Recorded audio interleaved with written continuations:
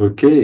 Donc aujourd'hui, on continue avec la Bhagavad Gita. Alors, on va commencer à parler de plus en plus de comment converser avec Dieu. En fait, qu'est-ce que ça veut dire comment converser avec Dieu? Ça veut dire comment euh, accorder la fréquence de la conscience avec celle du maître intérieur ou du divin. Et c'est la pratique, encore une fois, à la fois la plus subtile mais aussi la plus efficace. C'est-à-dire, c'est celle que Yogananda enseignait à ses disciples proches. Quand Yogananda parlait dans des conférences en Amérique à des milliers de personnes, il leur parlait de comment vivre bien en famille, comment attirer l'âme sœur dans le mariage, comment gagner de l'argent d'une manière saine aussi, mais en abondance pour ceux qui le voulaient, etc. Tous ces sujets qui, en fait, demande une compréhension spirituelle pour vivre bien dans le monde.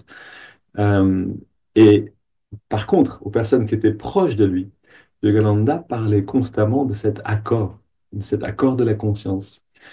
Euh, et il leur disait, comment est-ce que je peux vous aider si vous avez trop de parasites sur la ligne radio, littéralement, en fait. Hein. C'est un maître peut envoyer une pensée en nous, en fait, constamment, les maîtres nous guident de cette manière, mais est-ce que nous, on veut écouter ou est-ce qu'on préfère écouter autre chose?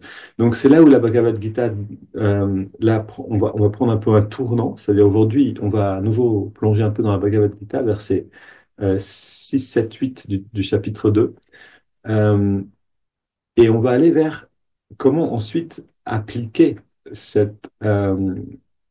cet accord de la conscience. Et ça va être les semaines qui viennent.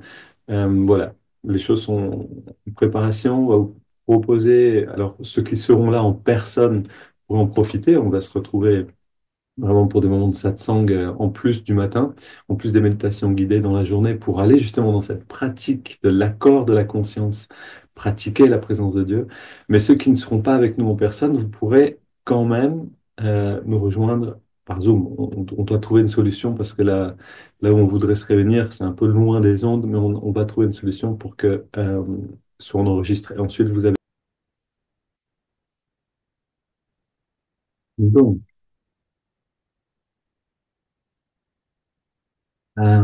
la Bhagavad Gita, ce qu'on a vu ces derniers temps, c'est-à-dire il y a deux, 3 semaines, on a fait une petite pause avec la Bhagavad Gita, je crois, mais pour résumer, donc vous vous rappelez que les premiers chapitres, c'est vraiment les deux, en fait, le premier chapitre, c'est aussi le chapitre qu'on appelle l'abattement de Arjuna, cette difficulté d'Arjuna qui ne veut pas se battre. Euh, en fait, si on réfléchit un instant, le monde, la majorité des gens dans le monde n'ont pas envie de mener ce combat. C'est pour ça que le monde est dans l'état où il est maintenant. Maintenant, ce qui est intéressant, c'est de voir que de plus en plus de personnes veulent mener ce combat intérieur, veulent aller vers une vraie transformation, non plus une transformation extérieure qui ne fonctionne que temporairement, qui ne fonctionne pas vraiment, mais aller vers une vraie transformation. On parle d'écologie, on parle de politique, mais la vraie écologie, le vrai changement politique réel, durable, définitif, viendra seulement avec le changement de la conscience. Et c'est nous, la conscience. C'est pas, il faut que je dise à mon voisin de faire autrement, il faut que je dise à non, c'est nous. C'est-à-dire, est-ce que nous, on peut regarder le monde autrement? Et on arrive souvent dans des cul-de-sac assez paradoxales de gens qui voudraient que les choses aillent mieux, euh, et puis, euh, et puis qui vont dans cette vision d'un monde noir avec tellement de conspirations, de grands méchants, de noirceur partout, et il faut se battre contre ça. Mais non, c'est pas de cette manière que les choses vont pouvoir changer. On a besoin, je veux dire, toutes les personnes qui ont vraiment changé le monde, est-ce que c'est des personnes qui ont changé quelque chose avec la violence? Il suffit de regarder Gandhi, Martin Luther King, Jésus. je dirais même Obama, parce qu'en ce moment, on est en train de regarder des documentaires sur ce président très inspirant, qui a été président et qui a été vraiment une grande inspiration, je trouve. On voit que les grands de ce monde, ceux qui ont vraiment un impact sur le monde, le font par ce chemin de transformation intérieure et par la paix intérieure. Ils sont dans la capacité de rayonner. La violence est contagieuse, mais la paix intérieure est contagieuse. La joie est contagieuse également. Et c'est ce que fait un vrai maître. Euh, Yogananda a, comme il le disait lui-même, I killed Yogananda long ago. J'ai tué Yogananda il y a longtemps. C'est-à-dire, et il disait ensuite, Nobody dwells in this temple but God. Personne ne réside dans ce temple que Dieu. Il parlait de lui-même, il parlait de son corps, il parlait de son, de sa vie, en fait. C'est-à-dire, on a besoin, nous aussi, de, d'aller dans cette dissolution de l'ego, dissolution de la séparation. On a besoin d'un ego pour fonctionner, on ne veut pas s'en débarrasser complètement, mais on a besoin de le rendre suffisamment souple, suffisamment euh, transparent pour que la lumière qui est en nous puisse se manifester à travers cette petite personnalité qui s'incarne dans ce corps. Parce que oui, on a besoin d'une personnalité. Les maîtres avaient une personnalité et jouaient les rôles que ces personnalités euh, leur imposaient d'une certaine manière. Donc, la Bhagavad Gita nous indique que le chemin de la transformation réelle, le chemin pour vraiment changer les choses dans ce monde, ça commence à l'intérieur. Alors, ça ne veut pas dire que c'est mauvais d'être un homme politique, que c'est mauvais de faire des choses à l'extérieur, bien sûr que non. Mais si on les fait à partir de la lumière et non plus à partir d'une réaction de colère, etc., oui, on peut changer les choses. Si on veut changer les choses, mais on le fait avec colère. Qu'est-ce qu'on amène dans le monde d'autre que de la colère? Une colère juste n'est pas violente. Ok, une colère juste n'est pas quelque chose de destructif. C'est mieux dit, puisque quelquefois, même la violence physique peut être justifiée s'il faut sauver des vies en arrêtant un terroriste, par exemple. Donc, c'est vraiment une histoire de l'attitude. Encore une fois, rien dans ce monde ne va rien dans ce monde, c'est-à-dire dans ce monde duel, on ne peut pas appliquer une loi de manière absolue. Dans ce monde, tout relatif, tout sera relatif, obligatoirement. Et donc la non-violence maintenant, peut-être ça va simplement être d'avoir des pensées positives. Mais dans une autre situation, ça peut être en effet de se battre même avec des personnes extérieures, si c'est pour défendre le bien et défendre la vie de plus et le bien global. Donc, rien dans ce monde n'est absolu, tout est relatif, mais on a malgré tout besoin de comprendre les principes euh, qui sous-tendent cette existence. On a besoin de comprendre les réalités de l'esprit. Et c'est ce que nous donne la Bhagavad Gita, avec d'abord cette réalité qu'on peut vérifier nous-mêmes, qui est que Arjuna, qui représente l'aspirant spirituel, d'abord ne veut pas se battre. Ok, c'est sa première réaction. Il faut se battre à l'intérieur de nous. Il faut rentrer sur le Kurukshetra, c'est-à-dire le champ de la conscience, reconnaître les tendances négatives en nous-mêmes qu'on a besoin de transformer pour amener plus de lumière dans ce monde. Et une première réaction, ça va être non. Je veux pas je veux pas me séparer de ces choses, de ces tendances, de ces qualités en moi-même qui définissent qui je suis maintenant. Euh, et on est extrêmement privilégié si on a la volonté de le faire. C'est-à-dire si on a la capacité à vouloir changer l'intérieur plutôt qu'à brandir le poing et à vouloir changer le voisin, on a un avantage énorme sur la plupart, en fait, pour vivre heureux dans le monde. C'est le seul avantage qu'on a. Et, et donc, à partir d'un certain moment, dans le chapitre 2, et c'est là où on en vient maintenant, Arjuna donc va se retourner vers son maître et lui demander de l'aide parce que lui, il est perdu. Et, et donc, je vais vous lire le chapitre, le verset 6 du chapitre 2 qui résume donc cette non-volonté de se battre, en fait, qui résume, oui, tout à fait, cette attitude d'Arjuna au début qui ne veut pas. Donc, c'est Arjuna qui parle à Krishna, donc à son conducteur de chariot, mais qui est en fait son maître spirituel, son guide, et il lui dit ceci, qu'est-il préférable que nos ennemis nous vainquent, comment on pourrait dire ça autrement que le mot vaincre, on ne le dit pas souvent comme ça, que nos ennemis gagnent, euh, prennent, prennent le royaume, ou que nous les vainquions. Comment pourrions-nous désirer vivre après avoir tué les fils de Dhritarashtra, même si eux, maintenant, rangés devant nous, sur les champs de bataille, nous menacent de la guerre, nous menacent de nous détruire. Comment pourrions-nous désirer vivre après avoir tué nos cousins, notre famille, même si eux-mêmes nous menacent? Et voilà un moment, c'est une phrase assez paradoxale, c'est-à-dire que oui, en effet, euh, en nous, on a une non-volonté. Ok, il y a une volonté de garder les choses telles qu'elles sont, de ne pas euh, changer en fait, euh, de ne pas se transformer, de ne pas aller dans ce processus de transformation qui implique, enfin, qui est nécessaire à une croissance spirituelle. Et, et en même temps, on est conscient, comme le dit Arjuna, que ces qualités négatives vont nous détruire si on ne les affronte pas.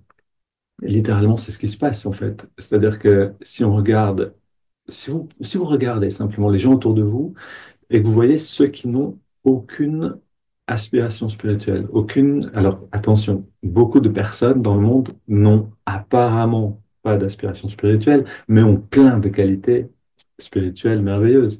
On a plein de personnes qui vont pas vouloir méditer ou suivre une philosophie particulière, mais qui incarnent la générosité, la patience, etc.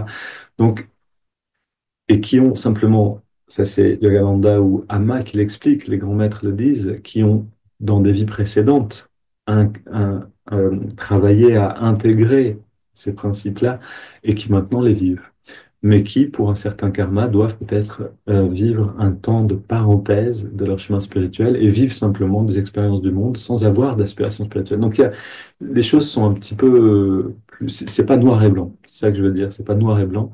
On a aussi des personnes qui sont sur le chemin spirituel, mais qui ont tellement de difficultés à être patients, bienveillants, et qui pourtant ont une grande soif d'avancer sur le chemin spirituel. Donc, on a de tout dans ce monde. C'est ça qui est intéressant et difficile aussi. Mais réjouissant, c'est vrai. On a ce grand choix. C'est pas une pizza margarita, c'est plein, plein de choses dessus. Et alors, euh, on a donc, oui, ce que je voulais dire, c'est regarder les personnes autour de vous quand elles n'ont pas vraiment, quand elles n'ont pas assez de cet élan positif, ok, qui va se traduire consciemment ou inconsciemment, comme je viens de le dire, eh ben, on va avoir une chute naturellement. Ok, les choses, le corps, le corps va s'effondrer, les plaisirs des sens prennent le dessus, l'identification à une limitation de nous-mêmes prend le dessus. La personne va s'effondrer d'une certaine manière. La vie de la personne va chuter, en fait. Et c'est le moyen pour que la personne se réveille. Il y a un moment où ça devient frustrant de s'effondrer. En fait, c'est le moyen d'atteindre ce moment où on va dire, OK, attends, il y a quelque chose qui cloche, ça fait je sais pas combien de vies. Vous savez, quand on sort de ce corps, l'âme se rappelle de ses vies précédentes, de certaines choses qui apparemment se passent, ou en tout cas du plan de l'âme, et on regarde et on dit, OK, combien de temps j'ai perdu? Allez, c'est parti, on s'incarne, on avance, on est là pour grandir. C'est vraiment le rôle de cette incarnation sur Terre. Et donc, il y a un moment où on est frustré de ça, et on va se réveiller, on veut remonter, aller dans la bonne direction.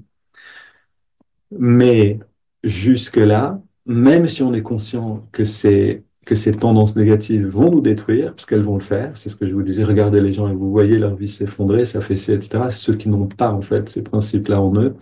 Euh, et malgré tout, malgré ça, on n'a pas envie de se battre. Et donc, il y a un moment où, OK, on se réveille. Et c'est ce moment-là qui est manifesté dans ce passage, dans ce euh, deuxième chapitre de la Bhagavad Gita, et en particulier dans les premiers versets. Donc là, on est dans le verset numéro 7 maintenant.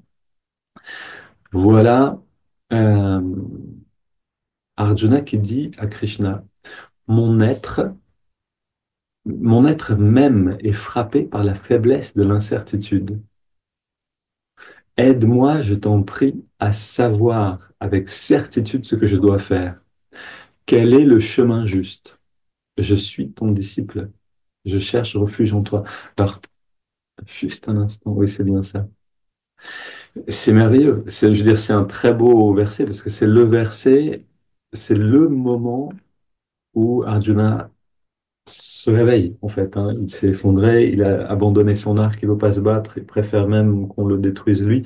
Et puis là, il voit que ça cloche, en fait. Son maître lui dit, ça te va pas de t'abandonner comme ça t'amènera que de la souffrance dans ce monde ou dans l'autre.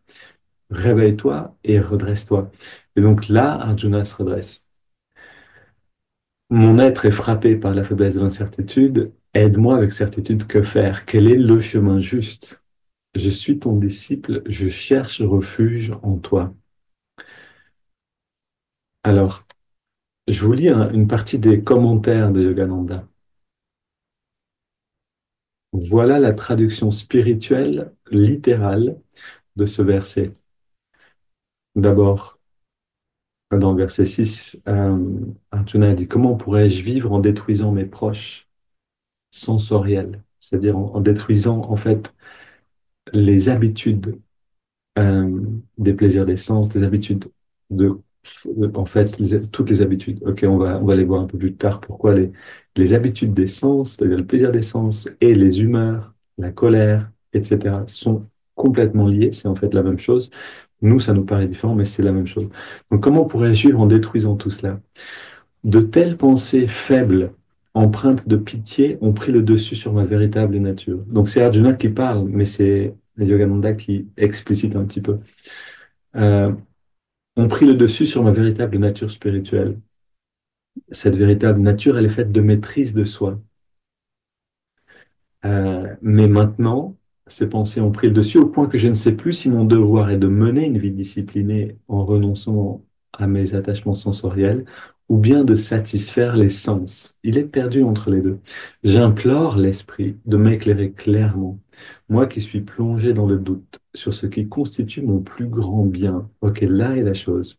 C'est-à-dire que, en fait, la Bhagavad Gita nous dit, regarde dans l'instant présent, dans chaque instant tu peux voir qu'il y a un chemin qui est juste, qui est pour ton plus grand bien, et un autre qui n'est pas pour ton plus grand bien.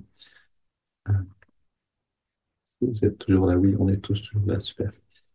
Euh, donc, et il termine Yogananda, en répétant cette phrase, donc je suis ton disciple, j'ai remis ma vie entre tes mains, instruis-moi, je t'en prie. On a beaucoup de choses ici, on a l'essence de ce que c'est un disciple, c'est en effet quelqu'un qui reconnaît qu'il a besoin d'être guidé, euh, qui demande aussi guidance, qui demande continuellement à son maître de l'aider à choisir le bon chemin. Mais on a aussi la compréhension aussi euh, que dans chaque instant, on peut prendre un chemin qui nous mène à gauche ou à droite, qui nous mène dans une direction qui va nous faire du bien, qui va vraiment nous rendre heureux, et une autre qui va apparemment nous rendre heureux, qui va en fait nous soulager temporairement, mais qui peut nous amener vers une restriction, vers une identification en fait plus forte de nos limitations, avec nos limitations. Alors, ici, encore une fois, je crois que c'est important de le souligner, dans ce monde relatif, rien n'est absolu. C'est-à-dire que si on se dit, OK, les plaisirs des sens, c'est le diable, il faut y renoncer d'un seul coup. Euh, on est très loin de ce que nous propose la Bhagavad Gita. On est très loin d'un chemin de croissance spirituelle. Si on essaye de, de, de renoncer d'un seul coup à tous nos attachements sensoriels, à toutes nos habitudes, à toutes nos émotions, etc., on va même pas pouvoir en prendre conscience. Et donc ça, c'est un des problèmes qu'on trouve dans les monastères, J'ai j'ai rencontré aussi des personnes dans les monastères, j'ai passé du temps dans les monastères. À un moment, je pensais peut-être devenir moine, donc j'ai pu comme ça vivre un peu avec des personnes qui vivent. Quand je dis monastère, aussi ashram, monastère chrétien en France, ashram en Inde. Et un danger de la spiritualité, quand on fait ce chemin, quand on prend ce chemin du renoncement formel, ça va être un renoncement qui n'est pas adapté au cheminement de l'âme. C'est-à-dire, si on renonce à quelque chose, de, par exemple, je me pose la question hier soir, est-ce que je vais manger encore un bout de chocolat? Ou est-ce que je vais méditer, dormir tôt, dormir bien, peut-être dormir mieux justement, me réveiller un petit peu plus tôt demain, avoir le temps de méditer, d'organiser mon satsang et de vous accueillir avec le sourire et avec suffisamment de repos aussi. Euh, c'est des petites questions, ok? Maintenant, mais c'est des petites questions qui en fait ne sont pas des petites questions. Parce que cette force qui nous permet de choisir entre à gauche et à droite, c'est toujours la même. Et donc devant les petites questions de la vie, cette force sera la même que devant les grandes questions de la vie, les moments de crise, les moments difficiles, où il faut vraiment faire un pas en avant, comme certains l'ont fait dans des camps de concentration, et donner sa vie pour sauver un autre. C'est la même force. Donc, ce qu'on a besoin, c'est de développer cette force de discernement dans des petites choses de la vie. Et qu'est-ce que je voulais vous dire avec ça? Oui, si le chemin du renoncement n'est pas adapté, on brûle une étape et on retombe en arrière. Pour moi, donc, ça a été, OK, je suis capable de renoncer à ce bout de chocolat hier soir parce que j'ai eu ma pizza en plus. Pour tout vous dire. Et j'avais mangé une glace à 4 heures en plus. Vous voyez quand même, hein, il y en a du plaisir d'essence. On veille à un certain équilibre. Donc, mais j'étais dans la capacité de le faire parce que j'allais pouvoir méditer, dormir mieux et faire quelque chose qui me fait grandir aussi. Mais je suis aussi conscient que si j'avais renoncé à ma glace à 4 heures de l'après-midi, j'aurais trouvé que c'est un peu trop dur, une semaine entière, sans jamais se donner un petit peu une récompense, quoi. Et c'est pas possible. On a besoin aussi d'un équilibre entre tout ça. Donc, c'est vraiment quelque chose qui est, en fait, souvent incompris. C'est que dans ce monde relatif, appliquer une règle absolue ne fonctionne pas. Ce que ça va donner, c'est ce qu'on appelle, ce que Aurobindo a appelé, je trouve, de manière très juste, Sri Aurobindo a appelé ça des fermentations énergétiques. C'est-à-dire que ça donne des frustrations. Les personnes vont devenir... Et puis moi, je connais ça, hein. J'ai pris mon chemin au début, le chemin spirituel, avec beaucoup de volonté, un peu de volonté extrême comme ça. OK, alors si c'est ça, on renonce complètement, on devient moine, on fait ta. Et puis, en fait, ce que ça fait, c'est que ça amène une sorte d'aigreur.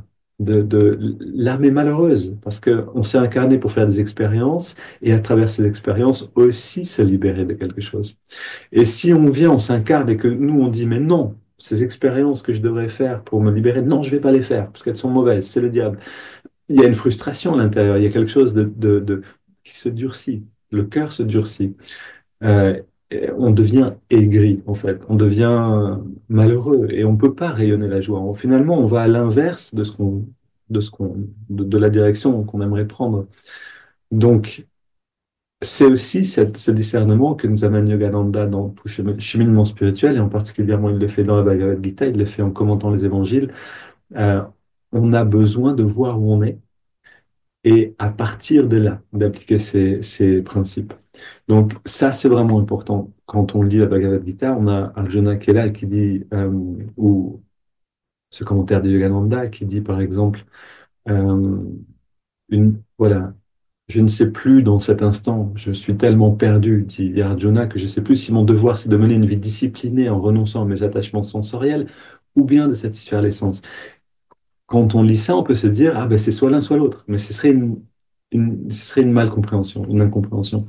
Ce qui se pose réellement comme question, c'est, si je prends l'exemple du carré de chocolat, ok, maintenant, vu l'ensemble de la situation, vu ce que j'ai vécu aujourd'hui et ce que je vais vivre demain, et vu euh, voilà, en fait, déjà, au lieu de choisir moi-même avec l'essence, je vais demander guidance. c'est l'étape, en fait, hein.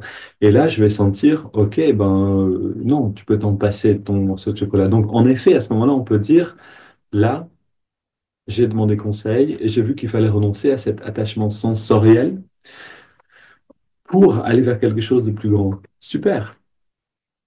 C'est une petite victoire. On peut se réjouir de chaque petite victoire et on peut apprendre de cette manière à poser les questions, à écouter la réponse, à agir et à en voir les fruits. Et du coup, ça nous donne cette assurance que c'est comme ça fonctionne. Donc voilà, tout ça, c'est relatif. Il faut regarder bien comment on l'applique dans la vie de tous les jours. Avoir une passion n'est pas quelque chose de négatif. Manger un bout de chocolat n'est pas quelque chose de mauvais, etc. Une relation sexuelle consciente, vivante, est quelque chose de sain aussi. Si on est venu pour faire ces expériences, ce serait malsain en fait de s'interdire de les faire pour des principes euh, absolus dans un monde relatif. Donc tout ça, c'est vraiment important. Maintenant que j'ai dit tout ça, on peut continuer sans avoir peur de se diaboliser, de se juger, etc. Donc, ce que dit Yogananda ici, après avoir plaidé, donc ça c'est son commentaire, après avoir plaidé de façon, euh, après avoir plaidé en faveur des sens, comme on l'a vu dans les strophes précédentes, le dévot, donc Arjuna ici, le dévot finit par être envahi de doutes, d'indécision et de remords. Et il se prosterne devant son soi intérieur ou devant son maître spirituel, si il en a un.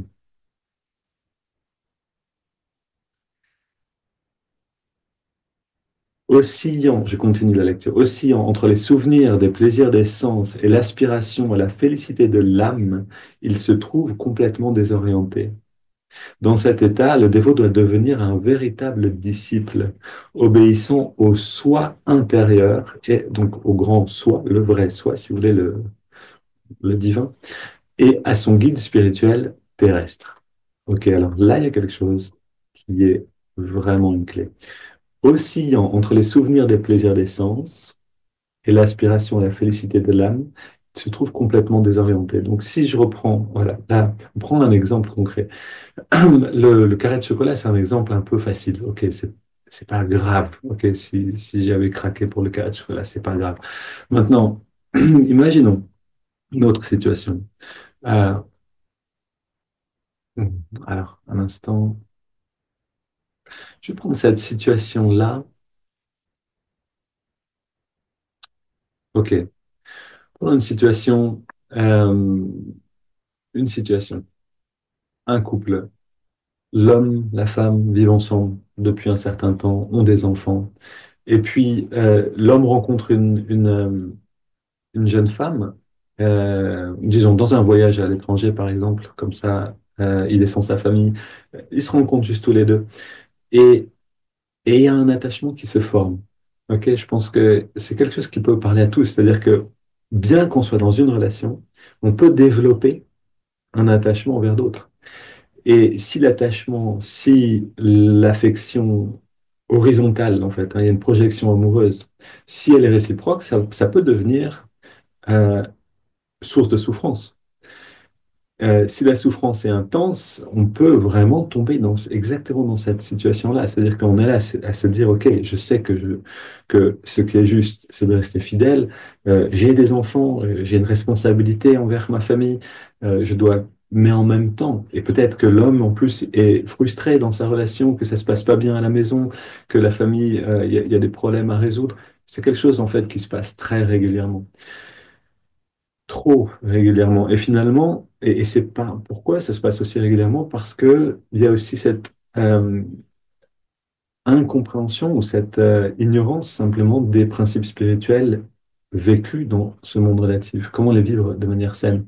Donc, mais dans cette situation-là, l'homme, par exemple, peut rentrer, ou une femme, hein, c'est peut être tout à fait une femme qui tombe amoureuse d'un homme à l'écart, etc., dans cette bataille intérieure où elle va sentir, mais moi là, j'ai vraiment pas envie, ou elle ou lui va sentir, j'ai vraiment pas envie d'être dharmique, en fait. J'ai envie de satisfaire les plaisirs des sens. Je sens que mon bonheur est là et que à la maison, il n'y a que la misère qui m'attend et pourquoi est-ce que c'est si dur, etc., etc.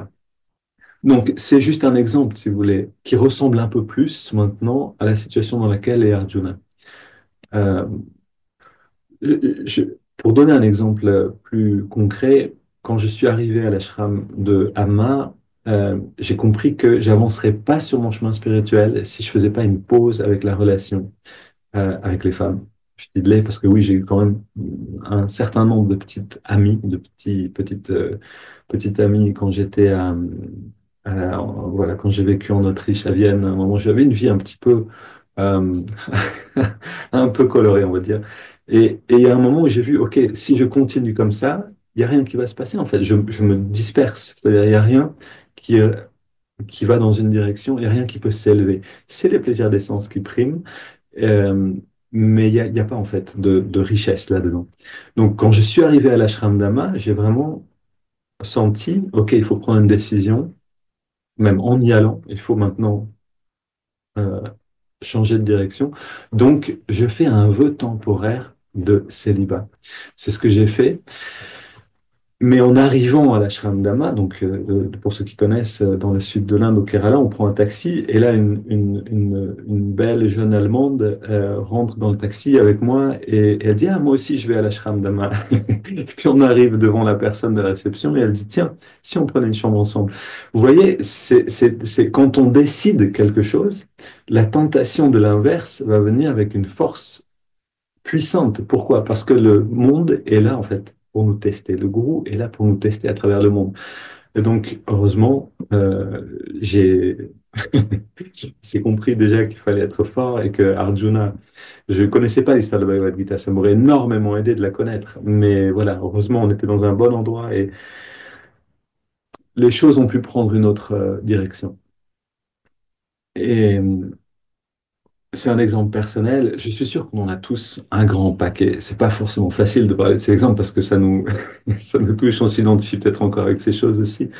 C'est personnel. Mais en réalité, on vit tous ces choses et on est tous dans cette situation à un moment où on se dit, mais attends, c'est trop difficile. C'est trop tentant, en fait. C'est trop difficile. La vie à la maison, avec la famille, avec les enfants, avec la femme qui, c'est difficile. Alors que là, c'est juste le bonheur pur dans cette nouvelle relation.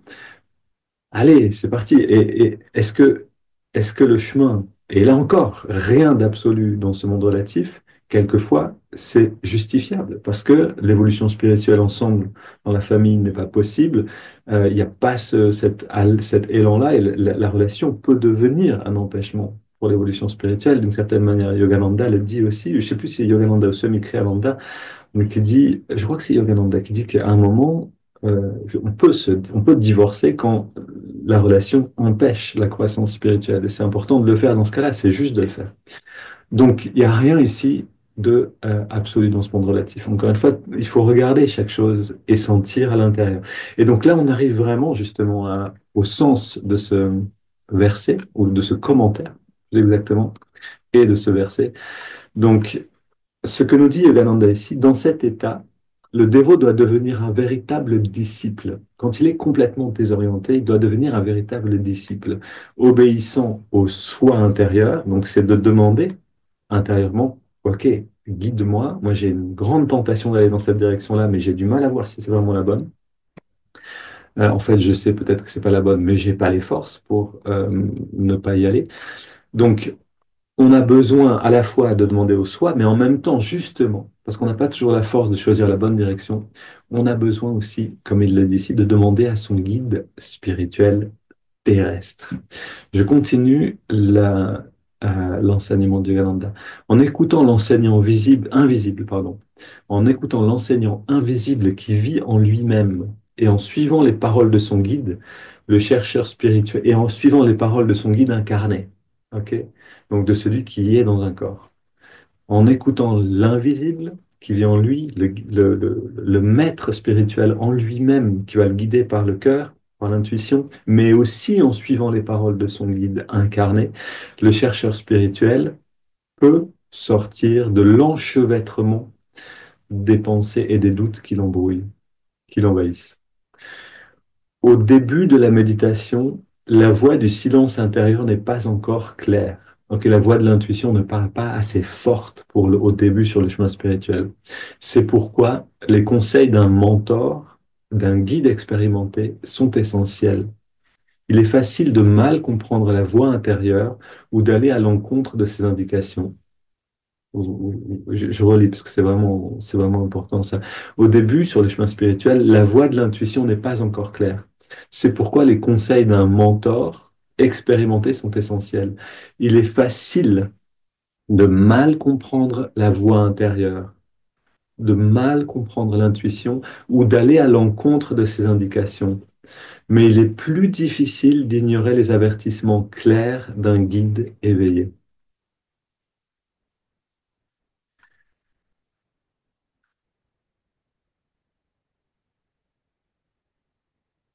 Ok. Donc ça, c'est ce que nous dit Yogananda, et, et c'est en fait complètement essentiel.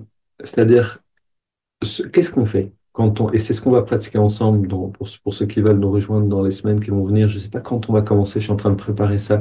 Donc, comment converser avec Dieu, en fait, ça veut vraiment dire demander guidance. Ça veut vraiment dire dans la journée apprendre à le demander. C'est aussi quelque chose qu'on a besoin de développer. Une technique, on a besoin d'une méthode, on a besoin d'une stratégie pour le faire. Ça va pas se faire tout seul. Mais donc, oui, demander guidance, qu'est-ce que ça veut dire? Ça veut dire faire un pas de côté. On est dans la vision euh, de la personnalité, on regarde par exemple simplement la journée et on voit, ah, il y a telle et telle chose à faire. Ouh, ça me cause de l'inconfort intérieurement. J'ai un peu un souci. Voilà quelque chose qu'il faut faire, je sais pas, un déménagement, régler des papiers compliqués, une visite de famille inattendue, toutes ces choses qui sont peut-être effrayantes. Et là, on a une vision de la personnalité ou de l'ego, si vous voulez, qui est un petit peu bousculée. Demander guidance, littéralement, c'est faire un pas de côté. On va dans la vision de l'âme et on regarde la même situation. Et là, on peut se réjouir. Parce qu'en réalité, cette difficulté, elle vient parce que l'âme a demandé qu'elle vienne. Elle vient parce que l'âme a planifié les moments de croissance, les moments où on va se libérer des peurs de l'ego, justement, où on va purifier cet ego pour qu'il devienne transparent. Donc, demander guidance, c'est faire ce pas de côté. Et ça, c'est ce qu'on va s'entraîner à faire ensemble dans les semaines qui viennent avec cette thématique de comment converser avec Dieu, comment demander guidance, c'est à faire un pas de côté. Vous pouvez vraiment en faire l'expérience dès maintenant. Vous pensez à quelque chose qui vous effraie un petit peu, ok? On a tous quelque chose comme un peu une bête noire dans nos vies, ou plusieurs, des menaces potentielles sur notre confort intérieur. Et, et puis vous changez, vous le regardez avec le regard de l'âme. OK? Et là, vous voyez une différente perception. Ça, c'est le pas de côté. Et intérieurement, ça change. On n'est plus dans les soucis et dans la peur, on est dans quelque chose de plus expansif. Alors, je dis ça à vous maintenant parce que vous méditez, en tout cas ceux qui sont présents en personne, vous méditez régulièrement, on parle de tous ces enseignements depuis un moment, vous pouvez sans doute déjà en faire l'expérience assez facilement. Si, pour ceux qui sont sur YouTube et qui écoutent ces enseignements, vous n'avez pas l'habitude encore de tout ça, ça s'apprend. Ok, on a besoin de méditer tous les jours pour aller dans cette expérience expansive, pour ensuite pouvoir la rappeler à volonté. Ça, c'est vraiment des choses qu'on apprend. Et donc, si bien sûr ça vous intéresse, écrivez-nous. On est là pour ça aussi. Mais donc, quelque chose d'essentiel ici, après je vais m'arrêter et on va aller dans les petits groupes, c'est cette phrase de Yogananda, donc dans écouter donc le soin intérieur et le guide spirituel terrestre. Ne tentez pas de vous en sortir seul, ok? C'est quelque chose d'essentiel. Ne tentez pas de vous en sortir avec votre intuition toute seule, parce que les moments qui sont vraiment difficiles, l'intuition ne fonctionnera plus. Le cœur suit la raison. Donc, et la raison suit le cœur. Le cœur devrait suivre la raison, mais non, la raison suit le cœur. Donc, quand on est, par exemple, on reprend cette histoire avec l'homme marié, les difficultés à la maison, il tombe amoureux d'une autre femme, elle tombe amoureuse de lui. peut-être que ce serait juste de revenir à la maison et de dire, chérie, il faut qu'on travaille ensemble, il faut qu'on avance, parce que là, on est en train de mettre en danger notre relation, on est en train de mettre en danger la famille tout entière, on va faire souffrir les enfants, il faut qu'on fasse un pas en avant spirituellement, il faut qu'on avance en fait. Donc ça pourrait être juste de le faire, mais la tentation peut être tellement forte que même pour un aspirant spirituel, je parle de cette situation, ça peut être plein d'autres situations, pour un aspirant spirituel, même comme Arjuna, qui est loin sur son chemin, l'intuition ne suffira plus. Et on aura besoin de parler avec quelqu'un et de dire, voilà, là, je suis vraiment dans une difficulté. Toi, tu as vécu ces choses, toi, tu connais, toi, tu es allé au-delà de tout ça. Conseille-moi, aide-moi à voir clair dans cette direction, dans cette situation, ce que je dois prendre à gauche, ce que je dois prendre à droite. Et ça, c'est quelque chose de vraiment important.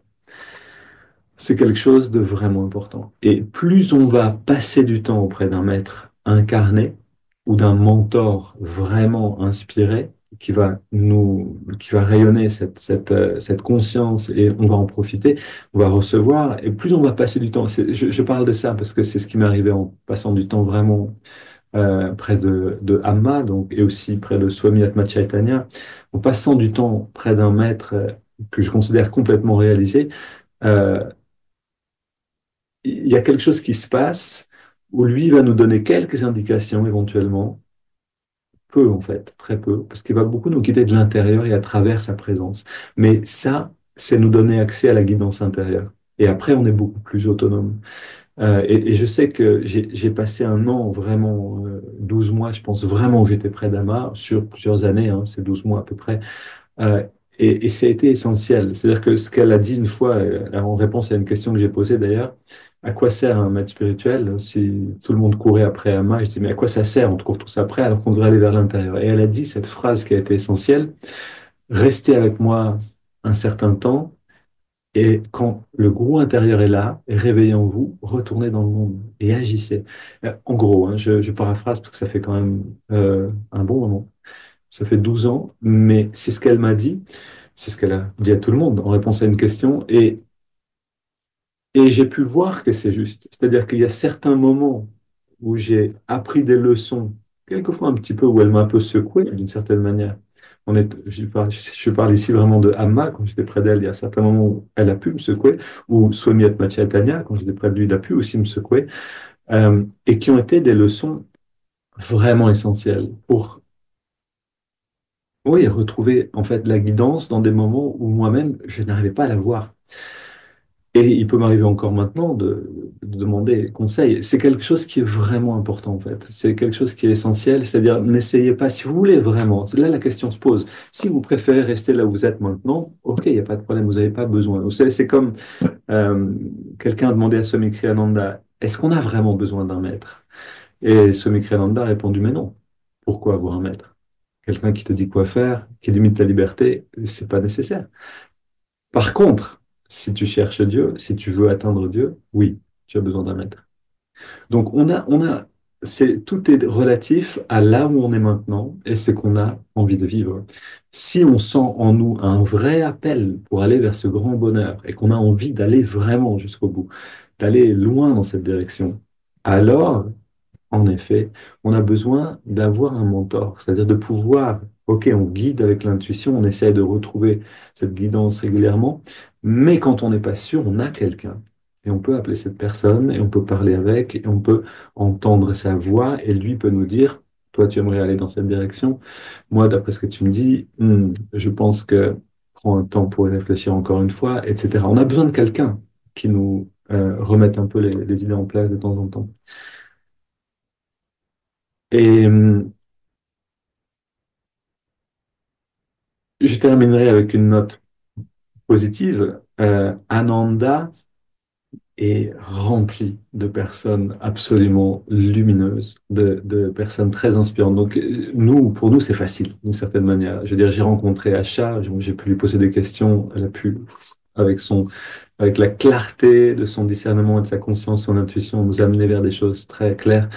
Euh, il y a tellement de monde dans Ananda il y a des personnes qui sont sur ce chemin spirituel depuis bien longtemps, qui ont reçu beaucoup de Swami Kriyananda, qui lui-même a reçu de Yogananda directement, énormément.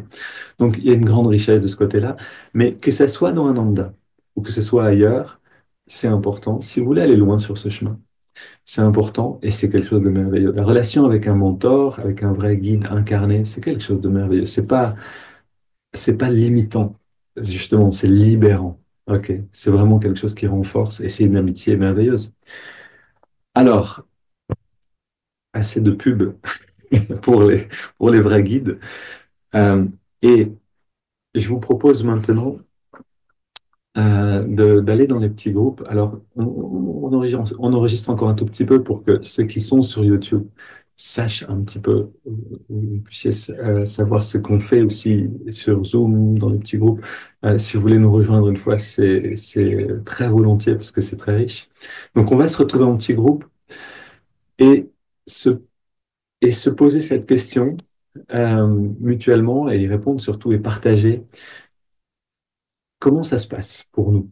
C'est-à-dire, quand on est dans cette difficulté-là, que ce soit un morceau de chocolat ou une décision aussi grave aussi importante que sortir de la relation dans laquelle on est depuis 10, 20, 30 ans, euh, que ce soit l'un ou l'autre ou tout ce qui est entre les deux, comment ça se passe pour nous quand on demande guidance? Est-ce qu'on le fait? Et je pense que oui, pour la plupart qui sont ici. Et quand on le fait, qu'est-ce qu'on reçoit comme réponse? Et plus particulièrement, comment cette réponse se manifeste? Ok, donc ce que je vous propose, c'est de trouver un moment peut-être qui a été vraiment important dans votre vie, où ça s'est passé, et donc ça vous est resté en mémoire, ou un moment récent, qui peut être aussi bénin qu'un carré de chocolat aussi, je veux dire, un peu dramatique que ça, et de prendre le temps un petit peu de regarder comment ça s'est passé. Est-ce que j'ai demandé guidance? Ou est-ce que ça s'est fait peut-être un peu naturellement? L'intuition est là même si on se tourne pas vers elle. Si on se tourne vers elle, c'est bien plus facile de la recevoir. Et ensuite, qu'est-ce que j'ai reçu comme guidance? Est-ce que j'ai agi à partir de ça? Quelles ont été les conséquences? Alors, la vraie question, parce que ça, c'est beaucoup de questions, la vraie question, c'est est-ce qu'il y a un moment que je peux partager? Parce que c'est les expériences qui nous enrichissent en réalité. C'est pas les idées comme ça, mais c'est vraiment les expériences qu'on a. Est-ce que j'ai une expérience à partager où j'ai eu besoin de guidance, où je l'ai peut-être reçue et où j'ai agi à partir de là? Voilà. Et donc c'est parti, on va se retrouver en petit groupe, partager là-dessus et se retrouver après en grand groupe pour la récolte.